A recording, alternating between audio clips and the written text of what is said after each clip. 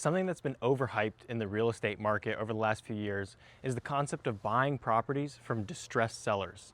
And the reason why people are attracted to this is because they're thinking about essentially grave dancing or preying on someone's downfall, where if someone is a distressed seller, they have to sell. Maybe their loan is coming due, maybe they have operational challenges, or maybe they have things going on outside of the property that is causing them to need liquidity, and therefore they have to sell. And so this could be considered a fire sale. And so people equate distressed sellers and fire sales discounts, and they think, oh, this is really exciting. The seller is distressed and therefore I can get a deal.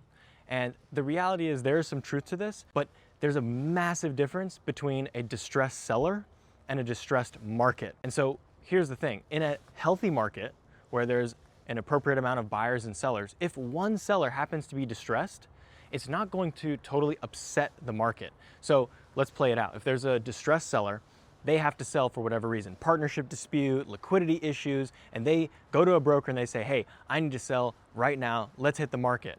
Well, guess what? The broker is good at their job. They're gonna put the property for sale. They have lots of relationships. We're in the 21st century. An email blast is gonna go out to thousands of credit-worthy buyers.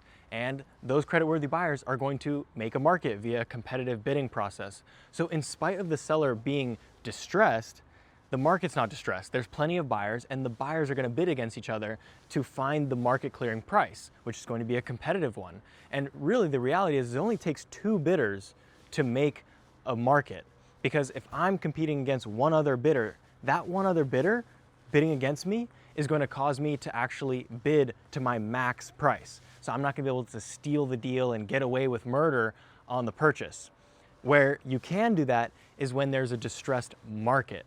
And that means you don't just have one distressed seller, you have many. And so you've got a flood of sellers hitting the market. They all need to sell, they all want out, and there's actually more sellers than there are buyers. So ask yourself, whatever market that you're in, are there more sellers than buyers? Is this really a distressed market? Or am I just buying into the narrative of this one singular deal, this one singular owner, and saying, hey, this is a distressed opportunity, when it really isn't? The reality is, right now, there are more buyers than sellers, which makes it a competitive market. When it's really, truly a distressed market opportunity, you won't want to buy because you'll be like everybody else because there won't be any buyers in sight. And that's where the truly discounted prices exist, when a seller is just looking for one buyer and they can't even find one. So remember, there's a massive difference between a distressed seller and a distressed market.